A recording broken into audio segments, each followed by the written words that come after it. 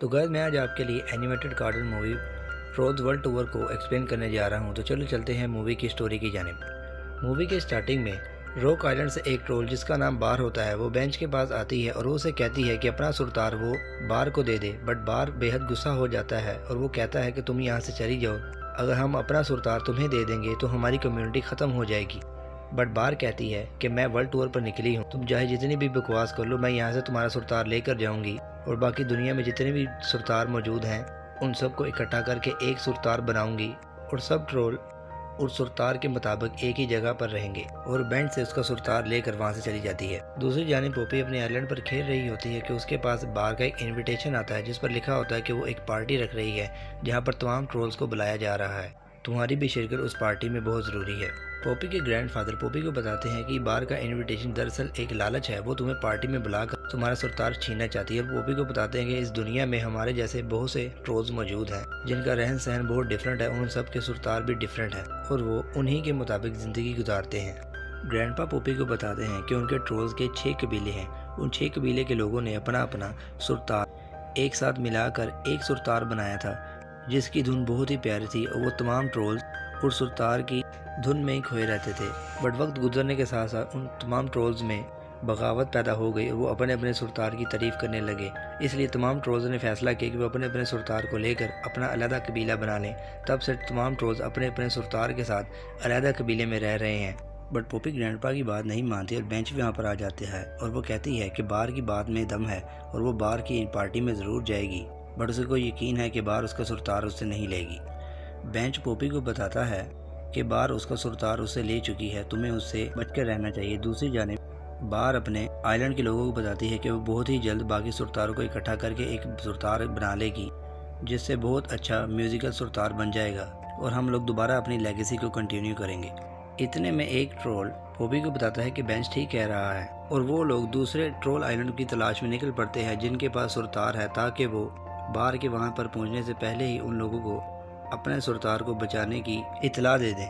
दूसरी जानिब बार को भी पता चल जाता है कि पोपी और बेंच दूसरे ट्रोल्स के सुरतार को बचाने के लिए निकल पड़े हैं। दूसरी जानिब बेंच पोपी को डांटने लगता है कि तुम्हें अपना सुरतार अपने साथ नहीं लाना चाहिए था, अगर रास्ते में बार या उसके लोग यहीं पर हम पर अटैक कर दे तो बार तुम्हारा सुरतार इजीली तुमसे ले सकती है। बट पोपी कहती है मुझसे मेरा सुरतार लेना आसान बात नहीं है, जिस पर बेंच पोपी से कहता है कि तुम्हारा सामना अभी तक बार से नहीं हुआ, वो बहुत खतरनाक और डेंजरस है। वो तीनों ट्रोल आइलैंड पर आ जाते हैं जिनके पास अपना सुरतार होता है और वो लोग उसकी धुन में बहुत मगन होते हैं और अपने सुरतार के अलावा किसी दूसरे सुरतार को सुनना पसंद नहीं करते। पोपी उन्हें अपना सुरतार सुनाती है तो उन्हें पसंद नहीं आता और वो लोग उन तीनों को एक लॉकअप में बंद कर देते हैं।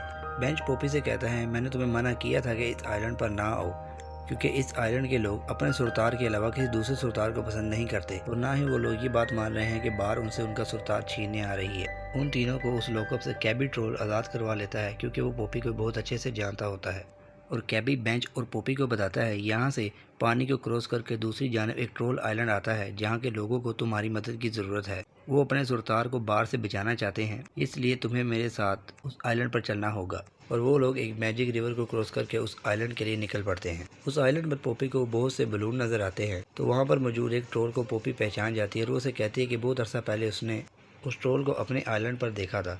तो वो ट्रोल उसे बताता है कि वो बहुत छोटा था तो इस बलून में फंस गया था और बलून हवा की वजह से उड़कर उनके आइलैंड पर चला गया था। कुछ टाइम बाद मेरे पेरेंट्स ने मुझे ढूंढ लिया था और वो मुझे वापस यहाँ पर ले आए थे। वो ट्रोल पोपी और बेंच से अपने पेरेंट्स की मुलाकात करवाता है। उस ट्रोल के माता पिता पोपी और बेंच से कहते हैं कि वो अपने सुरतार को बार से महफूज रखना चाहते हैं, इसलिए तुम्हें हमारी मदद करनी होगी। ट्रोल उन्हें बताती है कि आप लोगों को सबसे पहले अपने सुरतार को किसी ऐसी जगह पर रखना पड़ेगा जहाँ पर बार ना पहुँच पाए, क्योंकि बार बहुत ज़्यादा ख़तरनाक है। वो बेंच को भी बातों में लगाकर उसका सुरतार उससे छीन चुकी है और वो किसी भी वक्त इस आइलैंड पर आ सकती है। बेंच पोपी से कहता है कि तुम्हें इन लोगों के सुरतार के साथ साथ अपने सुरतार को भी हिफाजत में रखना चाहिए कि कहीं ये ना हो कि इन लोगों के सुरतार के प्रोटेक्शन के चक्कर में तुम अपना सुरतार गवा दो। उन लोगों के बीच में बातचीत चल रही होती है कि वहाँ पर बहुत से ट्रोल्स आ जाते हैं और वो लोग बेंच को बांध देते हैं। वो दरअसल बार नहीं वहाँ पर भेजे होते हैं। बेंच पोपी को कहता है कि वो अपना सुरतार लेकर वहाँ से चली जाए कि इतने में वहाँ पर बार भी आ जाती है। वो पोपी को बातों में लगाकर उससे उसका सुरतार छीन लेती है और उसे भी पकड़ लेती है और उन सबको लेकर अपने आइलैंड पर चली जाती है और एक केज में बंद कर देती है।